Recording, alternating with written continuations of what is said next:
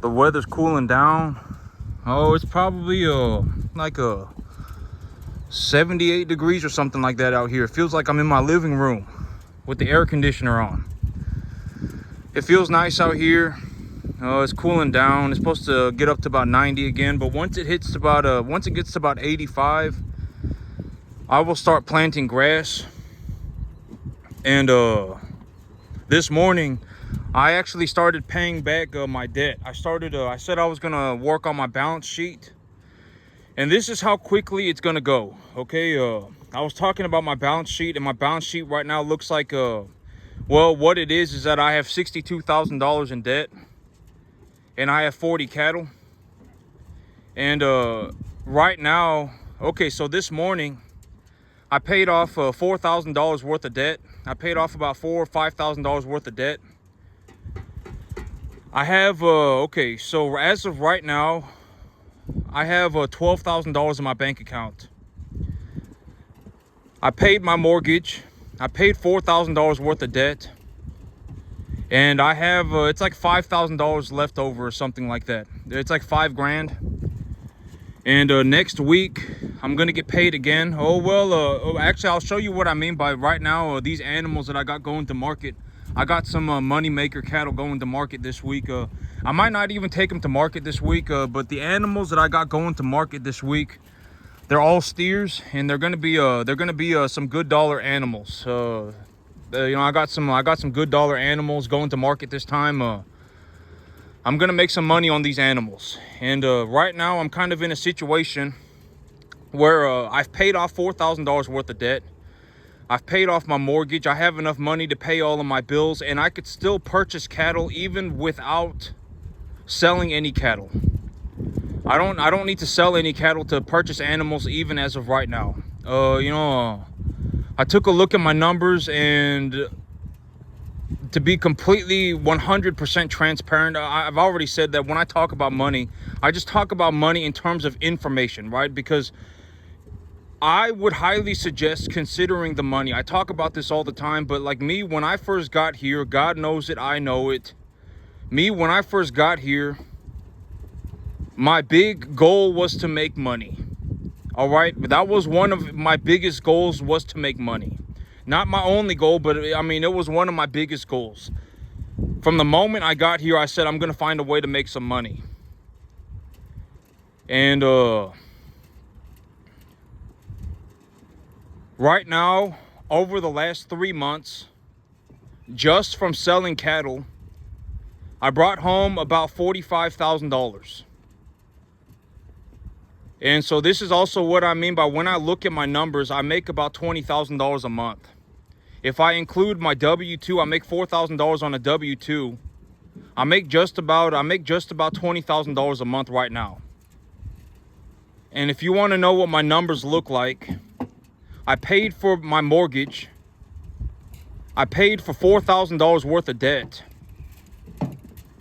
I still have about $5,000 in my bank account.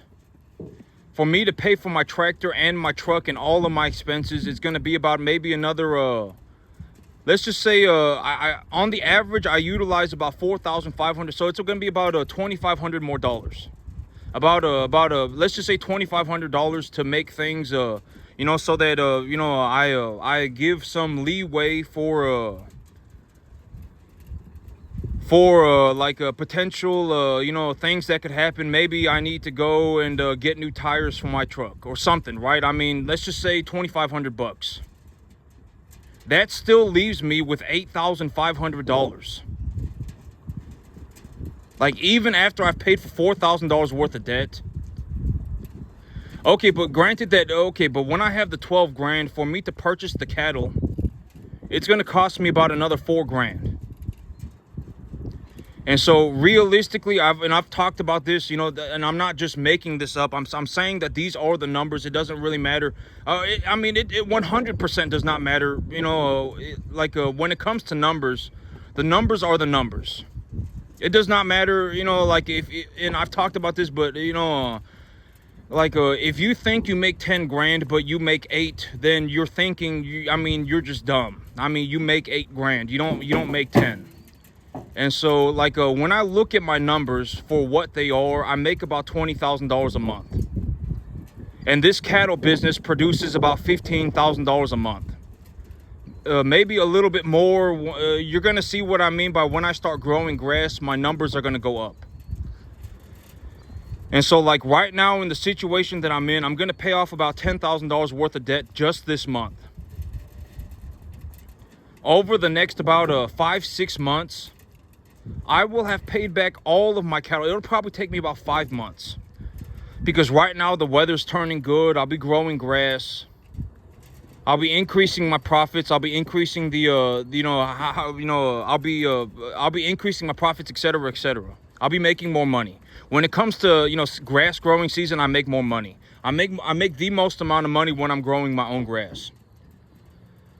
And so even right now, when I'm not doing very good, I'm still making in excess of about $8,000 a month. And here pretty soon, it's probably going to go up to about 10-12 grand. And I got my new field. I've already got my plan set for my new field. What I'm going to do is either I'm going to, well, I figured that so far, what I've got so far is that I'm going to go throw a ryegrass seed on the field. Because if I throw ryegrass seed on the field, I've talked about ryegrass in the past, and maybe right now is a good time to bring this up, because maybe it's, well, I mean, right now I'm getting ready to grow grass. But ryegrass, I have seen ryegrass germinate on a trailer. Like if you accidentally spill some ryegrass on top of your trailer, it will start to grow. It will start to germinate on its own. Like ryegrass germinates anywhere and everywhere, and it germinates very well.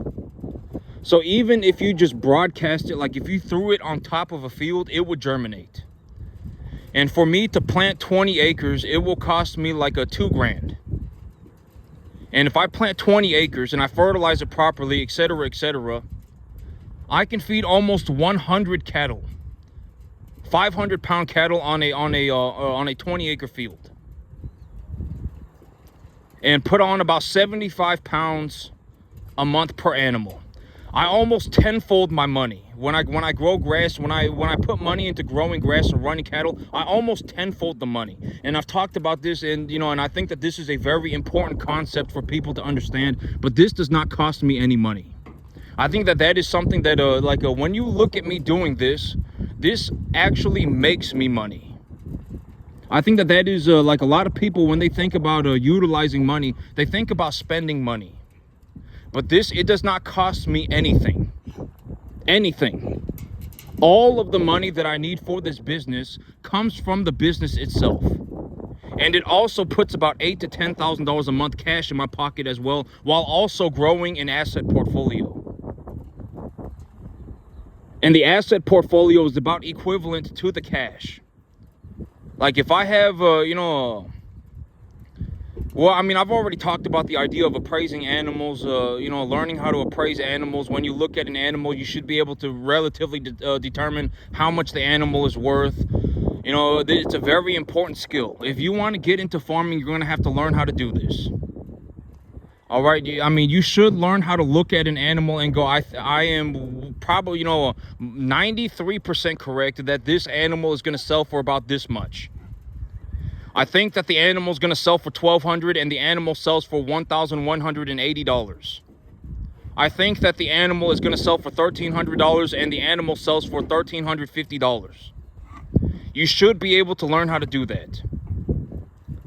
I mean, you have to learn how to do it. If you don't learn how to do that, you're not really going to conceptually understand this business.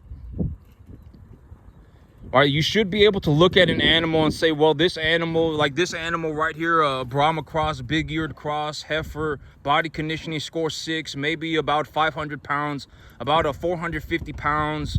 Oh, I would say I get about somewhere between $1.90 and maybe $1.90 to $2.25 a pound.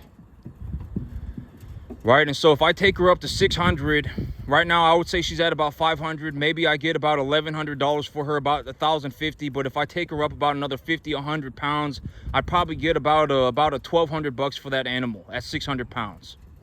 You should be able to do these things. You have to learn how to do these things. If you don't learn how to do these things, I mean, the cattle business is just going to be very hard, because it's like, if you don't learn how to do this, how are you going to figure out how much you pay per animal, right? I mean, you're going to have to, you know, the whole big idea with this.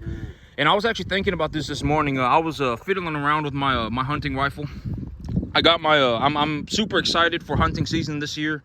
I'm gonna go hunting this year. Last year I was gonna go hunting. I was all ready to go, and then I was running this business, and then my dad had a heart attack, and I was all over the place. I was you know what's crazy about last year is, like, my dad had a heart attack. I was like crapping my brains out for like 2 months straight.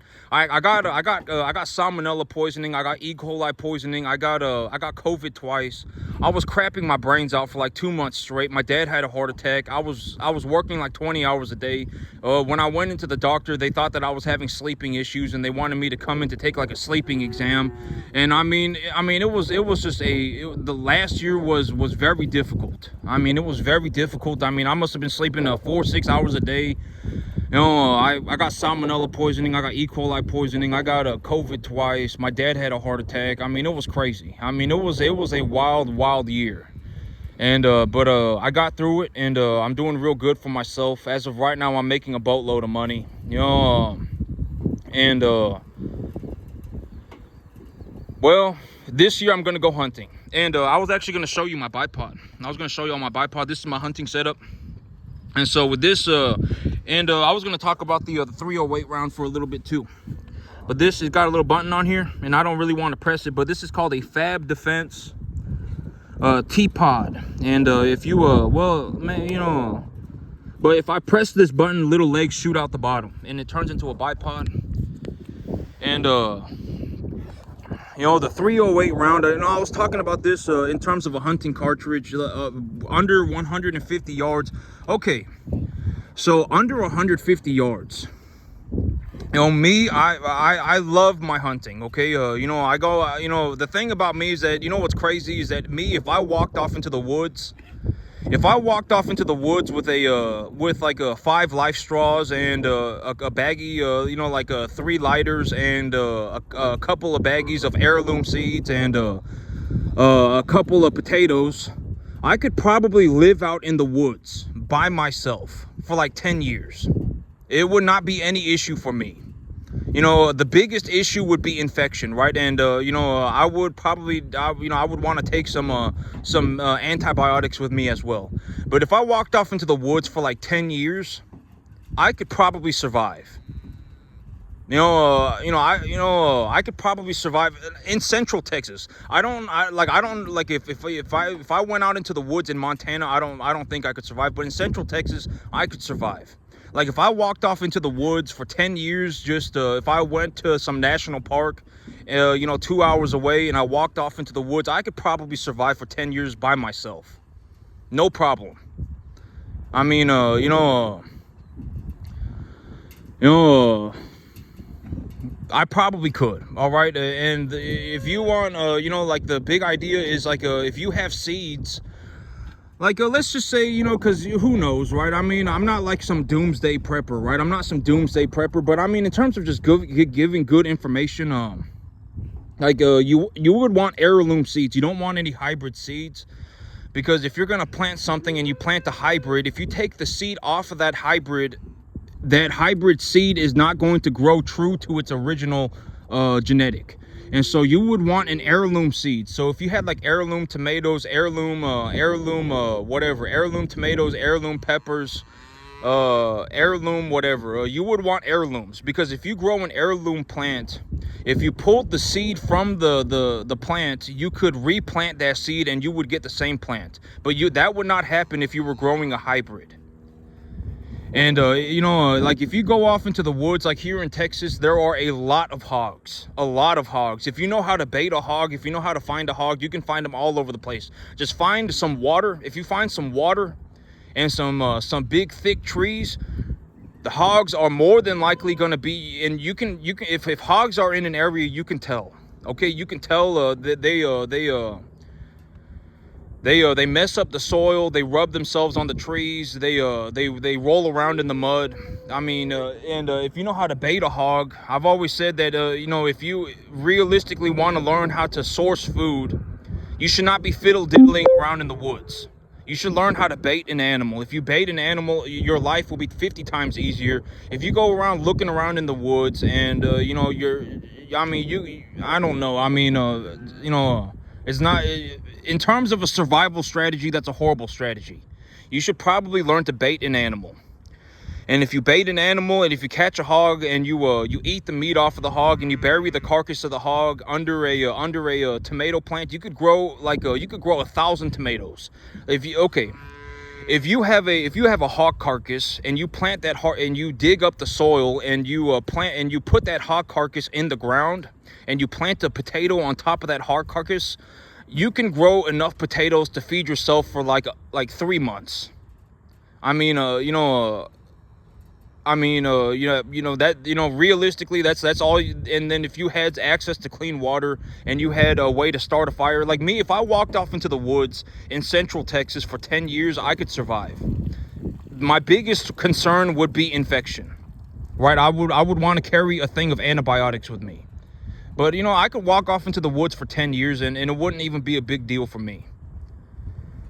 You know, and so, oh, yep. I mean, if you catch a hog and, you know, it's a life or death scenario and you got a sack of potatoes on you, you can dig up the soil, bury the hog carcass under the potatoes, and you could plant your potato. And if you plant that potato, I mean, you could grow enough potatoes from that hog carcass to feed yourself for like 3 months.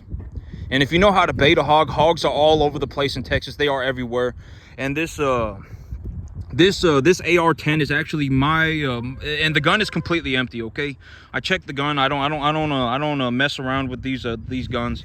The gun is completely empty. I checked it 100%. It's empty, and but this gun is my absolute favorite hunting rifle, and it's an AR-10. It's chambered in a 308. You know, well, it's not my absolute favorite, but I mean, in terms of like the most okay, but here's the thing.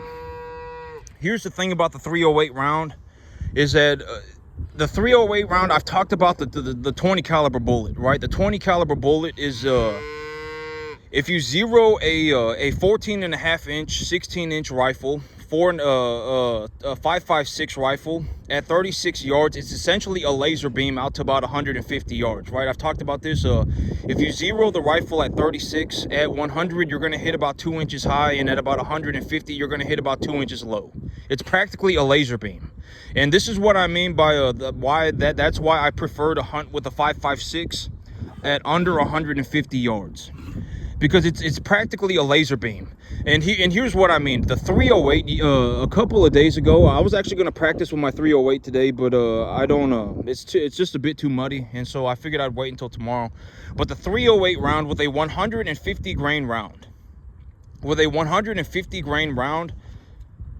zeroed 2 inches high at 100 yards at 20 feet. At 20 feet, I was hitting about a half an inch low. But at 50 to 60, at 20 yards. At 20 yards, I was hitting about a half an inch low. But at 50 to 60 yards, I was hitting 8 to 9 inches high. So the bullet traveled almost 8 to 9 inches vertically within 40 to 50 yards. I test fired at 20 to make sure my zero was on. Nothing was wrong with the gun. I test fired at 20 yards. I was hitting about a half an inch low. And at 50 to 60 yards, I was hitting about 8 to 9 inches high. So you should think about that, because if you're aiming at something, if you're zeroed for 100 and you're aiming, and so the 300, okay, the 308 round, it's really useful if you're going to be firing. If you're firing a 150 grain round, it's very useful if you're firing that round between 100 and about 250 yards. If you maybe up to 300. But the big problem with the 308 round is that it's heavy, and it drops pretty quickly. And so I was saying that with the 6.5 Creedmoor, if you're zeroed for 200 and you're shooting at about 350, If you're shooting at about 350, and I've always said that, you know, like if you're going to actually believe that you have to make a 350 yard shot, the only time that I have ever shot 350 yards my entire life was at a shooting range. I have not ever been like, oh, there's a hog 350 yards away. I've got like my little, whatever, the distance thing. I've got a little thing to calculate the distance, and I've calculated the distance at 300. I've never done that. Not ever. Not in my entire life. The only time I've ever shot 350 yards was at a range. And so, realistically, it's like, if you zero a 308 at 200 yards and you zero a 5.56 at 36 yards, you're essentially good to go for 99.999% of all situations that you could ever encounter, ever. And you could essentially hunt. You can hunt hogs, and you can hunt deer. That's essentially everything. That's essentially 98% of all of the hunting that gets done in Texas. Almost everybody in Texas is hunting hogs and deer. We don't have grizzly bears. We don't have elk. We don't have whatever, right? I mean, we don't have moose. And so, here in Central Texas, if you have a 5.56 on a 16-inch barrel and it's zeroed for 36, and then you have a 308 zeroed at 200, you're essentially good to go for almost anything that you could ever hunt. Anything. And, but the 308 round, when I zero it at 100 yards, 2 inches high with a 150 grain round, hits a half an inch low at 20 yards, and it hits about 8 to 9 inches high at 50 to 60 yards. And so if you miss by 9 inches, that's a complete miss. I mean, the bullet will just whiz over the top. And so, and the way that I describe a hog, like when I look at a hog, the way that I describe a hog, so the feral hog is one of the few animals that you will ever shoot in the head. The feral hog, if you take a look at, or anywhere near the head, the feral hog is like the only animal that you will, more than likely ever shoot anywhere near the head. And if you look at a feral hog, the way that I describe a feral hog is like, it's like a tuna fish with legs. It's like a big body mass. It's not, they don't really have a neck. And the best place to put a round in a hog is right behind the ear. If you hit them, it's called ear holing the hog. But if you hit them through the ear or right behind the ear, it kills them instantaneously. They don't move, they don't go nowhere, they just drop dead instantly. They don't go anywhere. They just boom. It's a done deal. And so if you think about that, you're aiming at something about the size of a baseball. You have to be able to hit something the size of a baseball. And if you shoot 9 inches high, the bullet will just go over the top of the hog. You'll completely miss. And so you should consider this. If you're considering hunting, and this is also why I say the AR-15 and the AR-10 are like the two perfect matches, right? I mean, if you have an AR-15 and you have an AR-10, you're essentially good to go for anything. Anything. I mean, granted that you're not like in the mountains shooting elk from 1,000 yards away. If you're in the mountains shooting an elk from 1,000 yards away, or if you're in like Africa shooting at an elephant, you should probably get something like a 300 Win Mag or like a 338 Lapua, something like that. A big old bolt action, a massive bolt action, a 300 Win Mag, 338 Lapua. But other than something like you're shooting an elk from 1,000 yards away, I mean, realistically, if you have an AR-15 chambered in 5.56 and then you have an AR-10 chambered in 308, you're essentially good to go for anything. Anything. I mean, you could hunt like 99% of anything on the planet, realistically. And so, the 5.56 round, if you zero it at if you zero a 5.56 round at 36, you're gonna hit about 2 inches high at 100, and then you're gonna hit about 2 inches low between 150 and 200. It's practically a laser beam. The bullet just goes in a straight line. If you zero at 36, but my 308, when it's zeroed at 100, with a 150 grain round out of an 18-inch barrel, hits a half inch low at 20 yards, and then it hits 8 to 9 inches high at 50 to 60. And so realistically, the 308 round, the 150 grain 308 round is very, very good between that 150 yard range. It's very good between 150 up to about 300 yards. It's practically a laser beam between 150 and 300.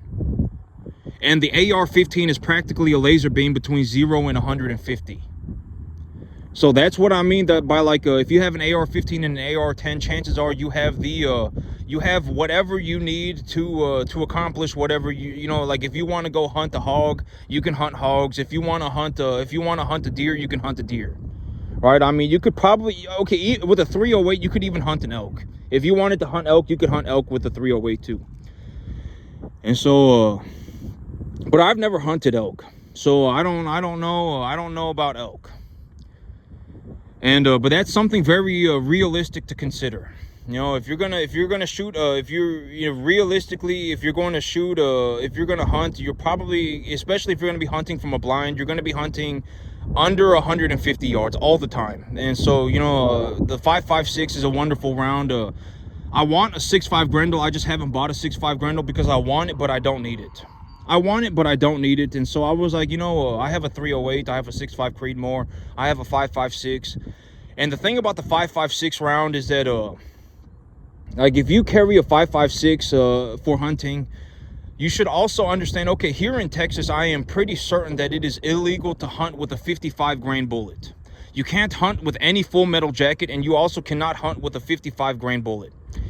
And the reason for that, from what I believe, is that if you have a 55 grain 5.56 round, and I've talked about this before, but if you ever go hunting with a 20 caliber rounds like a 5.56, and it's got a soft point on the end of it, it's got a hollow point or it's got a soft point.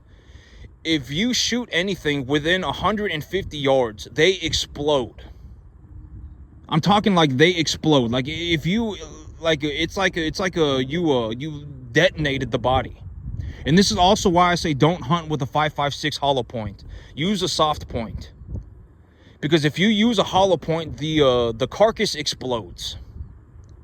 Like it's like a detonation. And I've seen a deer, when the deer was hit, a part of the body went flying through the air, like a portion of the hide and a chunk of fat went flying through the air about maybe about a foot into the air. Just explodes. I'm talking about explosion. And if you shoot an animal and the body explodes, you're not going to get much meat. And it's not ethical, right? I mean, it's like, even if you could take the animal, which you could, like if you could take an animal, you could take a deer, and like if it was a life or death scenario and you had to put this deer down, or you were gonna like starve to death, and all you had was a hollow point bullet, then sure, I mean, it is what it is. But I mean, if you have the, you know, if you're gonna plan a hunting trip, like you're gonna go hunting, right? Like you're like, oh yeah, I'm gonna go hunting, and I want the right ammo, and I want to make sure that my gun is set up the right way, and I want to be able to make sure that I'm ready to get it done. You want a soft point, okay? You want a soft point, and you want it somewhere probably you know, 75 grain, somewhere around that.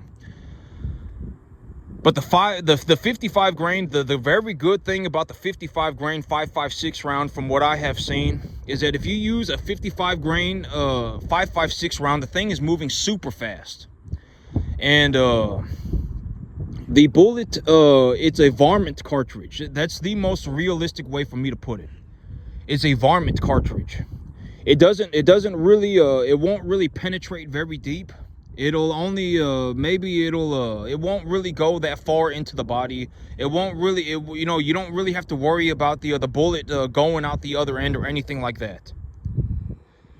And the bullet essentially explodes on impact. That's what causes the detonation. The 55 grain is a very small round, and if you shoot a soft point or a hollow point 55 grain round, what you're shooting is a varmint cartridge. Like if you wanted to shoot coyote, Like if you had to shoot a coyote, you would use a 55 grain. 55 grain would be an excellent cartridge, because, and it's also like if you have to, like, let's say you have a coyote running around a flock of sheep, right, or like a flock of goats.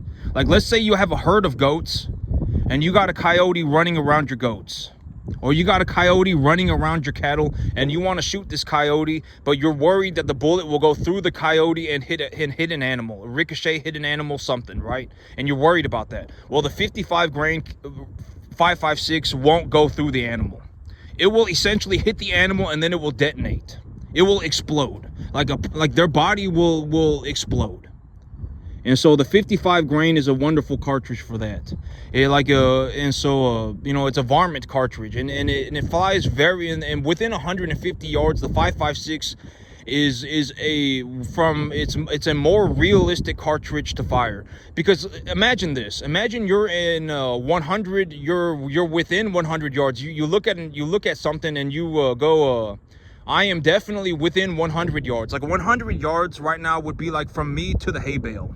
That would be about 100 yards.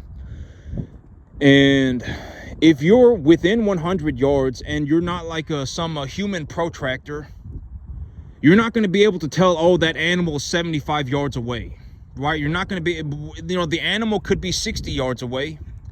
And in reality, the animal is 75 yards away. Well, you're 15 yards off. And if you're 15 yards off and you're trying to hit something the size of a baseball, you could essentially, the bullet will just whiz over the top. You'll completely miss. I mean, you will completely miss. I mean, if you're within 100, and this is also what I mean by the 5.56 is a better cartridge under 150 yards. If you're, let's say, like that hay bale is 100 yards, and somewhere between me and that hay bale, over there somewhere, there is a hog. Imagine it this way: there's a hog out there somewhere, in between me and the hay bale. So I look at the hog and I say, okay, that hog is probably I don't know, 80 yards. But it turns out I'm incorrect, right? It turns out that the hog is 65 yards away. Or let's say I think that the hog is 65 yards away, but the hog turns out to be 80 yards away. And I'm aiming right behind its ear. Even if I held the gun perfectly on target, it would still miss the animal. The bullet would just whiz right over the top of the animal. And so, and if you want to think about it this way, like if I shot at that hay bale, I would hit 2 inches high from where I am aiming. And so it would be a complete miss. I mean, the bullet would just go right over the top of the animal. And so realistically, like if I was going to hunt and I was like, you know, let's say like I had a blind set up over here and over there 100 yards away, that was where my feeder was set. My corn feeder was set. It was dropping corn, and I had hogs over there. And if I knew that I was going to be hunting at this range, I would probably just choose to hunt with a 5.56. I would take a 75 grain soft point bullet, and that's probably what I would use. But if it's like, you know, I think that I'm realistically going to have to make a shot somewhere between maybe even 100 to about 300 yards. If you think that you're going to have to make a shot realistically between 100 to 300 yards, then the 308 is a wonderful cartridge. It flattens out at the longer ranges, but between the 0 and the 100 yard mark, the bullet climbs like 10 inches. It climbs 10 inches, and then it comes, and then the 30 caliber bullet is very heavy. It's very heavy. You know, if a 6.5 Creedmoor round drops about like if I fired a 6.5 Creedmoor round at 0 at 200 at 300 yards, that round would probably hit about 6 or 7 inches low. And if the wind was blowing 10 miles an hour, I would have to shoot 6 or 7 inches into the wind as well. But the 308 cartridge would fall like a 50% more. If a 6.5 Creedmoor is going to fall like 6 or 7 inches, the 308 round is going to fall like 8, 9, 10 inches, depending on what grain bullet you're using. And so, you know, the 308, the 150 grain 308, it's a wonderful cartridge for between about 100 to 300 yards. The 5.56 cartridge is a wonderful cartridge between 0 and 100. But, you know, the thing about me is that it's like realistically, if I had to walk off into the woods for 10 years, I would be just fine. You know, I could actually do it. I wouldn't have, you know, it wouldn't be like a life or death struggle. It would probably be like it'd be like a, you know, it'd be different. I mean, I'm sure it would be different. But I mean, if it was like I legitimately believed that I had to walk off into the woods for 10 years, I could do it. You know, I probably would not die. Granted that I didn't get like bit by a snake or something, right? I mean, that would also be a very big concern. Snakes and spiders, right?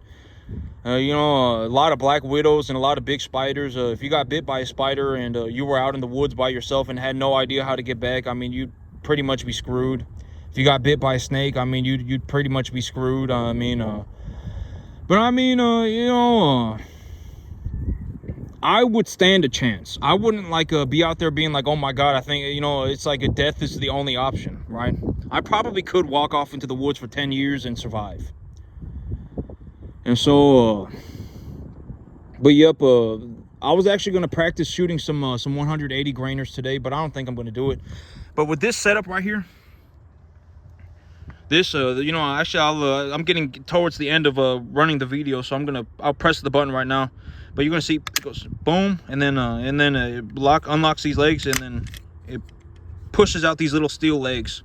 And if you push it together and you push it back in, it'll go back in. So I'll have the bipod extended, and then boom. And if you have something like this, you know, I'm not trying to give anybody advice on assassinating a president, right? Like I don't like the whole thing. It's like I'm very grateful that Trump did not get shot in the head, but you could just push it together and boom, there's your foregrip again. I'm very glad that Trump did not die, because imagine what would have happened if Trump died. Right? I mean, people would have been, I mean, it would have been crazy. I mean, people would have been burning stuff down, and I mean, it would have just been a mess. I mean, just imagine what if Trump died. Like, what if the guy had actually managed to shoot Trump in the head and Trump died? I mean, it would have been a mess. I mean, the world, there would be riots and people would be burning stuff down, and I mean, it would have been crazy. I'm very grateful that Trump did not die, and I'm not giving anybody. I've already said that when it comes to shooting a gun, for me, the only, you know, the big reason why I learned to shoot a gun was to hunt, right? That was my big purpose. I don't go around. I'm not like in Iraq, right? I'm not like in Iraq, right? The reason why I learned to shoot a gun, and the reason why I shoot the guns the way that I do is because I hunt. That's why. And so, you know, but I think, you know, it would have been crazy. Like, if Trump died, that would have been crazy, right? I mean, people would have been burning stuff down, and I mean, it would have been nuts. And so, but this gun right here, with this setup right here, and I was talking about, you know, like if I was gonna take a 150-yard shot, I would need a properly set weapon, and this is the weapon that I would need.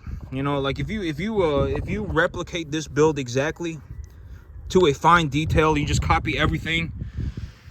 You know, more or less, just copy everything. You know, I could put rounds on top of each other at 100 yards. It's got a 2-stage trigger with the bipod, and maybe up to about well, I mean, okay, so this rifle realistically 250 yards, it would between 100 and about 300 yards, it would be a laser beam.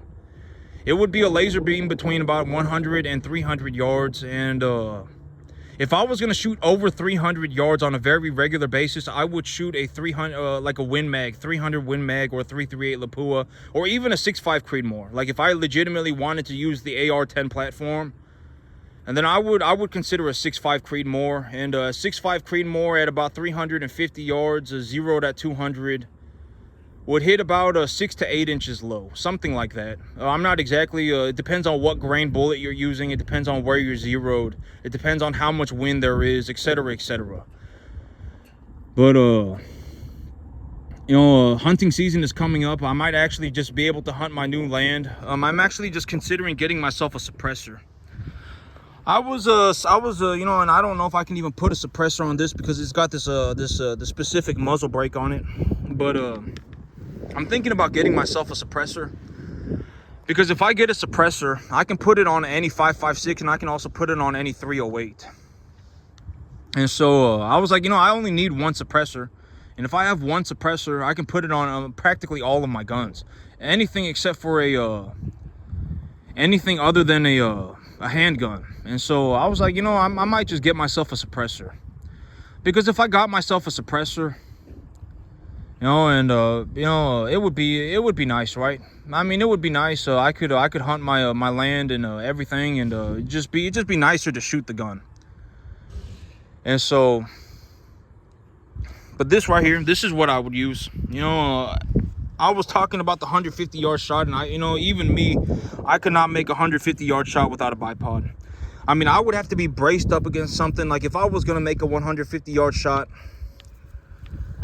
you know, and I had to, and I was aiming for something the size of a volleyball, right? I said this, that if I was aiming for something the size of a volleyball, and I had to hit it at 150 yards, I could not do it unless I was like braced up against something that was like solid, like a solid structure, or I would need a bipod.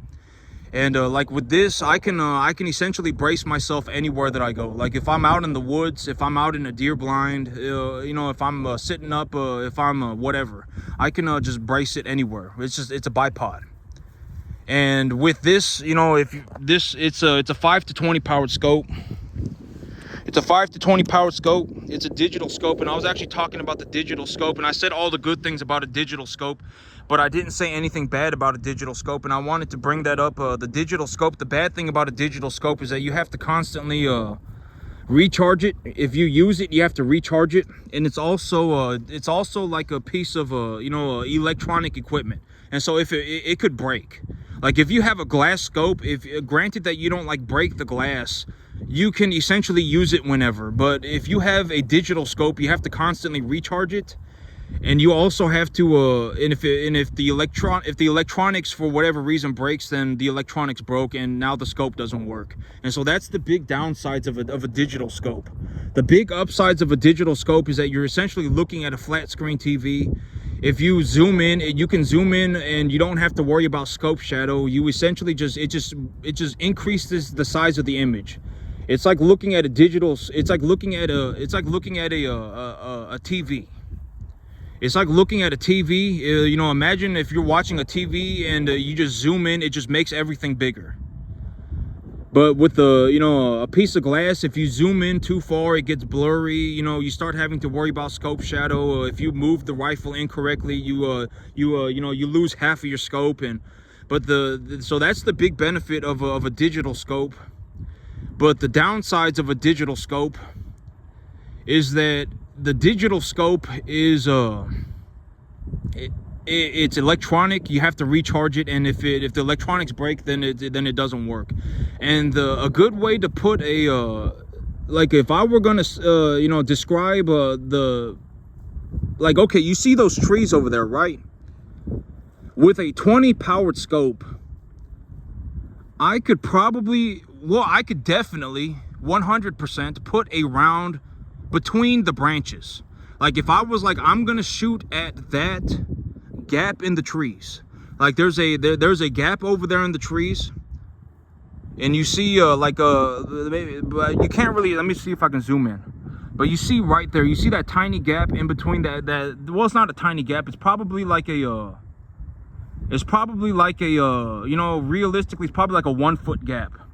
But you see that big tree mass right there, and you see how that there's that hole in the tree mass. I could hit that hole with almost 100% accuracy with a 20% with a 20 powered scope. That's another way to look at what a 20 powered scope is. And a bipod. If I had with this rifle setup, that gap in the branches over that way is maybe about a foot wide. I could hit that gap with 100% accuracy with a 20 powered scope and a bipod on an AR-10. 100%. I would not miss. That's maybe I would say that maybe over there is about 275, maybe 275 yards. And I could hit that gap 100%. I would not miss at all. And so that's also what I mean by I would highly, if I like, my rifle setup is set up with a 5 to 20, A 3 to 18, 4 to 20, something like that is a wonderful scope. And you can use glass, you can use digital, you can use whatever you want. And digital is good because it doesn't really have a scope shadow. You can move the rifle around and it doesn't really blur out the, you don't really have to worry about but the big thing about the digital scope is that it's electronic. If it breaks, it breaks, and you also have to recharge it all the time. So those are the big downsides of the digital scope. But that's it for me today, YouTube. Y'all have a good one.